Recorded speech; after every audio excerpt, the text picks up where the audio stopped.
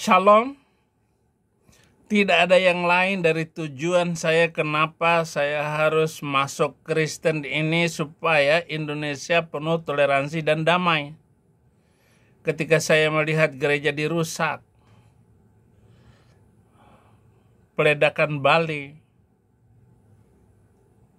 semuanya itu membuat mental saya teriris-iris, hati saya tercabik-cabik.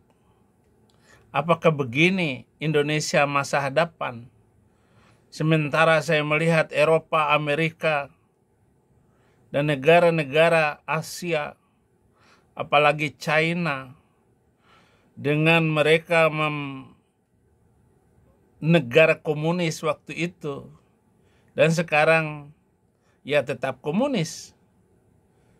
Orang Cina menggunakan kekomunisannya itu untuk tidak percaya kepada agama dan membiarkan rakyatnya untuk rajin bekerja dan yang penting makan, yang penting nyaman, bagaimanapun nanti, dan perjalanan panjang kehidupan ini. Itu yang dibuat oleh masyarakat China ini, saudara-saudara. Nah, Felix Xiao, si mu'alaf mata sipit ini, dia pintar bernarasi dan berpendapat, tetapi membenarkan agama Arab yang menjadi musuh bebuyutan nenek moyangnya. Bagi orang-orang Nasrani, seperti yang sudah saya bilang, Tuhan punya anak. Ada Tuhan Bapa, Tuhan Roh Kudus, dan Tuhan Yesus misalnya. Maka ya kita biarkan mereka berkeyakinan seperti itu. Toh kan nggak pernah dilaporkan toh. Artinya kita dewasa, ya itu memang keyakinan mereka. Keyakinan mereka beda dengan keyakinan kita. Ya sudah, asal mereka simpen untuk mereka tidak coba untuk dakwakan secara publik, ini tidak jadi masalah. Sama kayak orang-orang Muslim, mereka punya keyakinan. Termasuk keyakinan mereka adalah bahwa di dalam rumah mereka tidak boleh ada didakwakan secara publik. Kamu yang sholat di jalan itu, kalau ada sholat apa, jalan ditutup. Di Bima, sholat Jumat, jalan ditutup menuju pelabuhan udara. Orang disuruh berhenti sampai selesai Jumatan. Jarak 1 kilometer dari masjid, 1 kilometer sebelum masjid. Apa itu? Ibadah macam apa? Agama macam apa begitu? Emang begitu caranya? Asal jangan di publik. Jadi nggak boleh ceramah di YouTube. Nggak boleh ceramah di televisi. Agamamu akan digerus oleh zaman, akan terlindas. Silakan kamu beragama seperti itu. Patung, karena kalau ada patung itu menjadi tempatnya para jin yang kemudian nanti akan menyebabkan rumah itu tidak barokah. Itu keyakinan orang-orang Muslim. Lah kalau nggak ada patung itu penuh jin, bohong. Jangan berhalusinasi. Orang Nabi Musa saja waktu sholat itu dikerumuni jin. Buka surat ke-19, surat ke-72 ayat 19.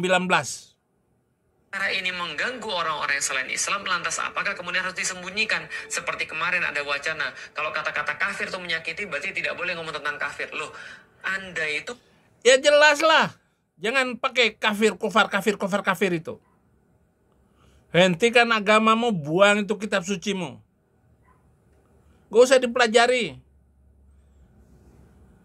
Sama sekali tidak berguna membaca kitab suci itu. Orang bangsa lain sudah maju semua. Orang-orang Jepang itu nggak baca Quran. Amerika nggak ada yang harus baca Yasin 5 kali. Zikir 100 kali. Itu Arab-Arab saja yang begitu itu kamu ikutin. Maka tambah parah itu bangsa Indonesia ke depan kalau kamu ngomong seperti itu. bukan agama Islam. Jangan atur-atur agama Islam, sebagaimana Islam nggak pernah mengatur dakwah agama kamu. Itu maksudnya. Oh, jangan ngatur agama kami. Terus siapa yang ngerusak tempat ibadah kami? Hah? Siapa, Felix? Ngomong ngatur-ngatur. Itu ketua RT di Lampung. Yang masuk orang lagi ibadah, lagi muji-muji Tuhan. Bubar, bubar, bubar. Apa itu? Ini kalau nggak dihukum macam begini nih Pak Presiden, Indonesia tidak akan ketemu. Bahkan Bapak Presiden bilang 2035 Indonesia bubar, itu akan terjadi benar. Pak Prabowo jangan main-main. Jangan setengah-setengah. Menjadi presiden harus sungguh-sungguh. Bapak belum tentu hidup untuk 5 tahun lagi yang akan datang, Pak. Bapak harus sungguh-sungguh melepaskan bangsa ini dari cengkraman agama Arab itu. Dinukum waliyadin, berbeda rumah, saling menghormati, sederhana. Nah, tapi kalau Abdul Somad bahas kemudian sesuatu yang tentang agama lain yang dia mungkin nggak tahu dari sudut pandang orang-orang Muslim, dari sudut pandang Dasar loh. Somad lu bela-bela karena satu agama.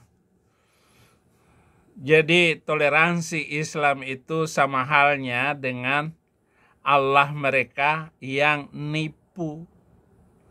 Di dalam Quran surah ketiga ayat 54, wa makaru wa makarallah wallahu khairul makirin.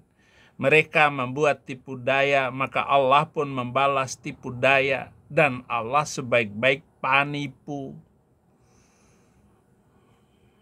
Jelas saudara-saudara, jika Islam itu agama yang toleran, orang Hindu tidak akan membutuhkan perlindungan.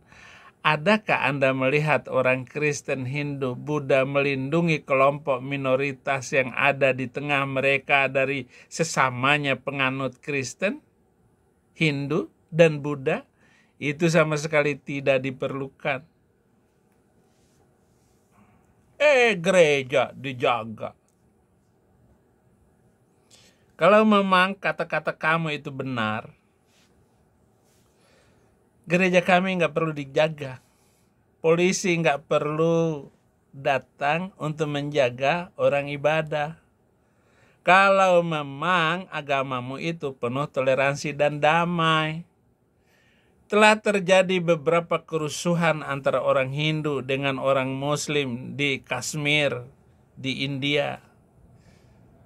Berita yang beredar mengatakan bahwa sekelompok Muslim menjaga keamanan berlangsungnya prosesi pernikahan Hindu untuk melindungi mereka dari orang-orang Muslim lainnya yang hendak melakukan kerusuhan di wilayah mayoritas Muslim. Dikatakan bahwa Nabi Muhammad berkata kelompok minoritas adalah amanat sakralku bagi umat Muslim. Sudah menjadi kewajiban religius kita untuk melindungi mereka. Jika Islam itu jahat, lalu mengapa orang-orang Muslim ini melindungi kelompok minoritas selain untuk cuan? Kalau memang di Tangerang itu aman, kenapa Habib Rizik meminta setoran dari FPI untuk menjaga gereja-gereja itu? Kalau memang Muslim itu penuh dengan toleransi dan damai, kenapa di Bekasi begitu banyak gereja-gereja dirusak, dihancurkan? Di mal-mal mereka demo. Apa maknanya kehidupan berbangsa macam begitu, Pak Presiden, Pak Wakil Presiden? Begitukah agama ini menjadi sebuah preman pasar? Saya sendiri tidak sedang membela Islam. Saya hanya ingin mengetahui yang sebenarnya, sesungguhnya mengapa orang Muslim ini melindungi gereja-gereja di seluruh tanah Jawa. Apakah Presiden dan Kapolri tidak mampu memberikan rasa aman sedikit saja kepada kami yang minoritas? Saudara, Muhammad tidak pernah mengatakan bahwa kelompok minoritas adalah amanat sakralku bagi Muslim. Klaim ini benar-benar dusta. Dia berkata orang-orang musyrik itu najis. Kalau benar lakum dinukum waliyadin, bagimu agamamu, bagiku agamaku. Tidak ada Muhammad itu memimpin peperangan 27 kali perang. Dan dia nggak perlu jadi panglima. Kalau memang lakum din, bagimu agamamu, bagiku agamaku. Kalau memang lakum dinukum waliyadin, kenapa 5.000 orang Yahudi, Kristen, Najran di Madinah dihabisin, diusir dari kampung halamannya, diambil harta kekayaannya, anak-anak dan istrinya dijadikan budak, ternak mereka diambil. Apa yang bisa kami pahami dari situ? Saya memang cinta sejarah Nabi, sehingga ngomong sejarah Muhammad itu sudah di luar, nggak perlu pakai catatan lagi. Janganlah jadikan mereka sebagai teman pelindungan, wali, sekalipun mereka adalah bapa dan saudara-saudaramu. Begitu surat ke-9 ayat 23. Di ayat 14-nya, pelangilah mereka, niscaya Allah akan menghancurkan mereka dengan tangan-tanganmu, dan Allah akan menghinakan mereka. Surat ke-9 ayat 14. Pelangilah orang-orang yang tidak beriman kepada Allah dan kepada hari kemudian, dan mereka tidak mengharamkan apa yang diharamkan Allah dan Rasul-Nya, dan tidak beragama dengan agama Islam yang diberikan kepada mereka apa? Alkitab. Sampai mereka membayar jizyah. Tahu jizyah? Pajak nyawa. Ketika kita dibiarkan hidup di tengah-tengah Muslim, sedang mereka dalam keadaan tunduk. Surat ke-9 ayat 29. Di mana toleransi yang kamu ngomongkan itu, Felix Yao? Woi, dogitang, Dedi krokodil. Ia tidak menganjurkan untuk melindungi orang-orang tidak beriman. Ia memerintahkan untuk memerangi mereka. Surat ke-25 ayat 50 dia. Membantai mereka dimanapun kamu menemukan mereka. Surat kedua ayat 191. Dan aku akan memasukkan teror ke dalam hati mereka. Surat kedua ayat 192. Dan ini hanyalah sepucuk gunung es seperti yang Anda lihat. Tidak ada toleransi di dalam ayat-ayat ini. Fakta bahwa beberapa orang Muslim melindungi orang Hindu dari orang Muslim lainnya adalah bukti bahwa Islam tidaklah damai. Mengapa orang-orang Hindu tersebut membutuhkan perlindungan? Jelas bahwa Islam ditafsirkan secara berbeda oleh setiap orang Muslim. Penafsiran siapakah yang benar? Ulama kuno itu? Atau yang sekarang ini? Atau yang hidup di Indonesia sekarang ini? Dan betapa jahatnya pemerintah Malaysia. Benar-benar pemerintah yang tidak beradab.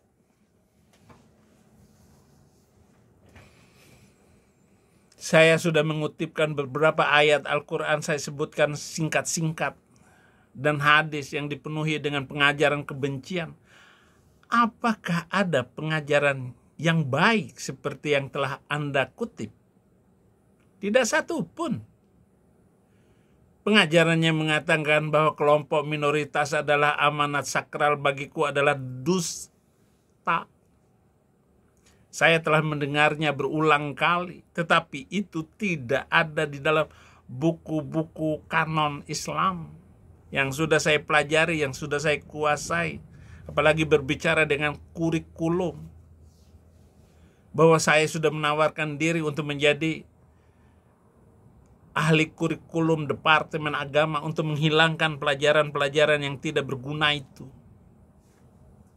Jika pengajaran seperti itu memang ada, maka itu akan bertentangan dengan semua pengajaran saya dan juga pengajaran Muhammad. Pengajaran saya adalah damai, toleransi. Pengajaran Muhammad adalah ancaman-ancaman. Sekarang pertanyaannya adalah mengapa Muslim merekayasa pengajaran seperti itu, sedangkan itu bertentangan dengan agama mereka. Kira-kira apa alasannya? Alasannya mereka mempertahankan bahwa keyakinan kami adalah agama yang paling benar. Alasan pertama adalah mereka tidak tahu apa-apa tentang Islam. Dan mereka memproyeksikan kebaikan, kebajikan alamiah mereka terhadap agama mereka. Semua orang dilahirkan baik. Kita menjadi jahat oleh karena indoktrinasi palsu dan pengajaran-pengajaran yang buruk. Letakkanlah bayi-bayi dari latar belakang ras dan agama dan orang tuanya yang berbeda dalam satu ruangan. Maka Anda akan melihat mereka bermain bersama-sama dan sama sekali tidak memedulikan apa warna kulit, agama mereka. Mereka akan bertengkar soal mainan, tetapi tidak pernah soal ras atau agama. Melalui indoktrinasi, anak-anak ini dapat menumbuhkan kebencian terhadap sesama yang berkenaan dengan agama ataupun warna kulit. Banyak orang Muslim tidak mengetahui bahwa Islam mewajibkan mereka membenci non-Muslim. Jika orang Islam bertoleransi, itu karena mereka tidak tahu apa-apa tentang agama mereka.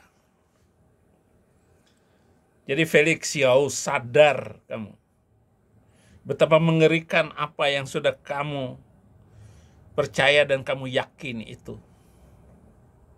Tapi ini tidak berarti bahwa mereka akan tetap bertoleransi. Yang diperlukan hanyalah seseorang dengan pengetahuan yang lebih baik tentang Islam, yang menunjukkan kepada mereka ayat-ayat dalam Quran yang dipenuhi kebencian dan mentobatkan mereka menjadi hewan-hewan yang akan saling tanduk menanduk dan bikin ngek hewan-hewan lain. Saya dapat melakukannya hanya dalam waktu beberapa jam. Berikan kepada saya seorang pemuda Muslim yang mudah terkesan, dan saya akan memberikan kepada mereka dan kepada Anda seorang telolis di penghujung hari. Itu sangat mudah. Yang harus Anda lakukan hanyalah membacakan Quran kepada mereka dan menunjukkan beberapa hadis. Saya dapat membuat seorang Muslim manapun merasa bersalah dan takut akan neraka. Karena itu telah bersahabat dan bersikap toleran kepada non-Muslim. Mana yang harus saya serahkan kepada, misalnya gini, ada anak kembar, laki-laki 2. Satu didik di bawah bimbingan Habib Rizik, yang satu kepada seorang pendeta.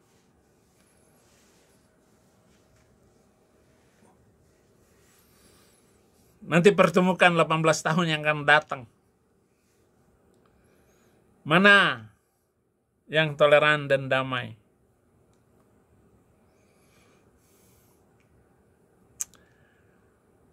Alasan lainnya adalah orang Islam itu panipu. Kalau di Manado itu paniki. Jihad mempunyai 2 sayap. Teror dan tipu. ra'bun wattaqiyah.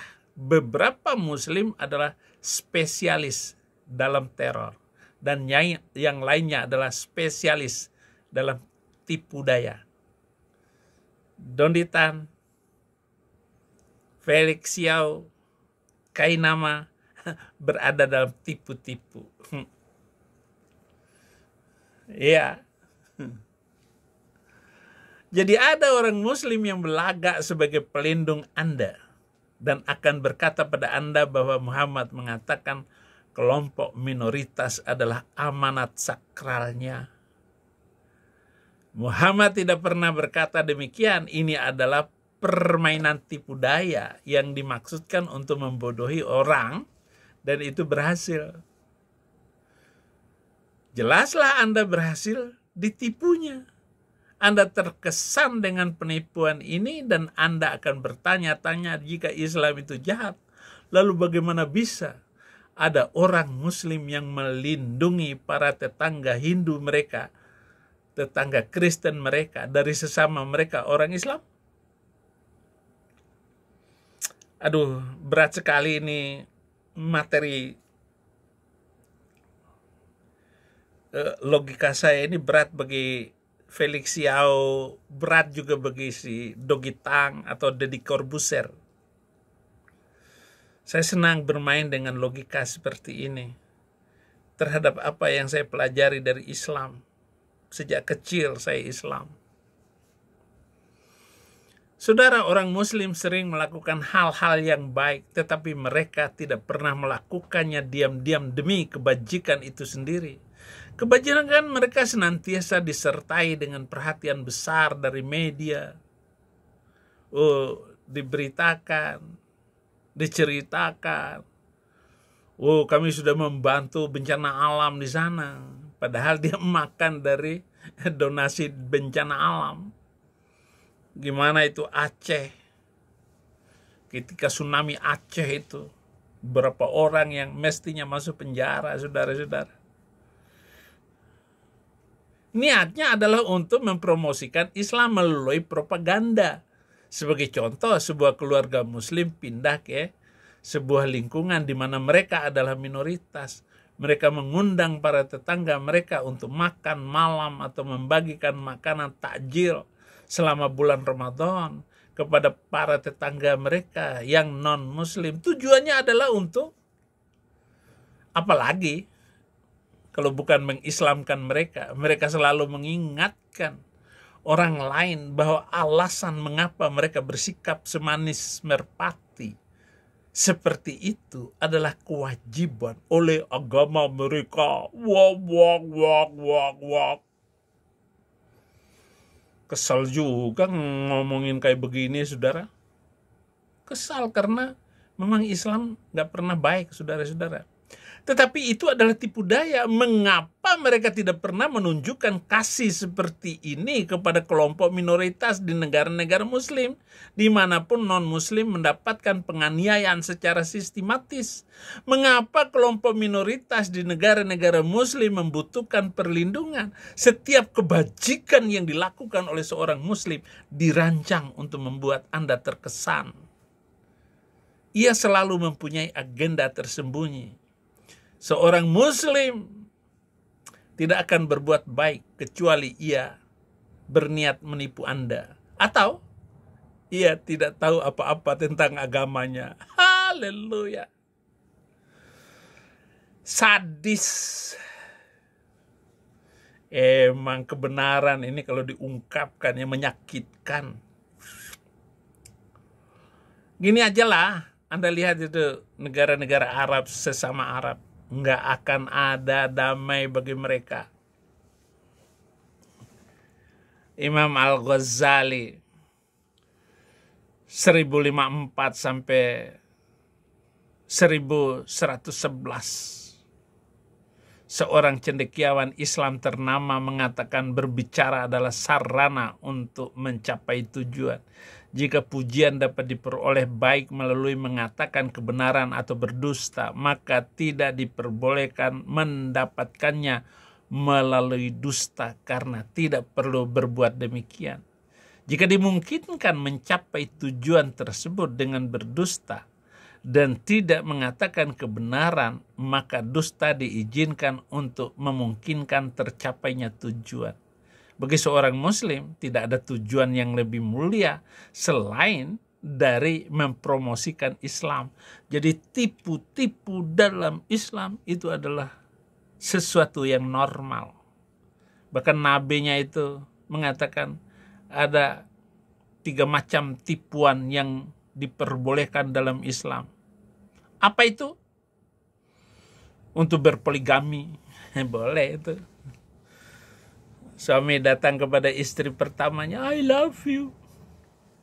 Bagaimanapun, kamu adalah wanita pertama yang telah memberikan jasa bagi kehidupanku. Datang lagi kepada yang kedua. Saya sangat mencintai kamu, walaupun kamu adalah istri keduaku. Nah, yang begitu itu dibolehkan di dalam Islam. Boleh bohong. Apalagi di medan perang boleh nipu musuh, kirim intel.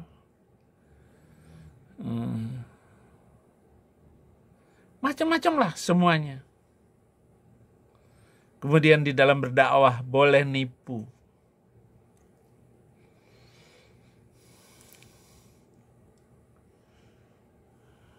Bila seorang Muslim tersenyum dan mengatakan betapa ia mengasihi negara Anda dan betapa ia ingin menjadi sahabat Anda, ingatlah hadis berikut ini. Sesungguhnya kami tersenyum pada beberapa orang sementara hati kami mengutuki orang-orang yang sama. Dikutip dari Ibnu Katsir, volume 2 halaman 141 sampai 42. Tertulis semua, saudara-saudara. Bagaimana menurut Anda? Felix Yao, masih tetapkah kamu mau berbohong? Para mu'alaf mata sipit, sang pengecut